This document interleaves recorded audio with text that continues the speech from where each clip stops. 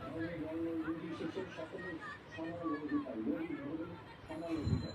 আমরা একটা সমাজ ব্যবস্থা চেয়েছিলাম যেখানে মেধাবী ঠিক থাকবে, হ্যাঁ, যেখানে আমার মেধাই আমাকে আমার সেই স্থানে নিয়ে যাবে।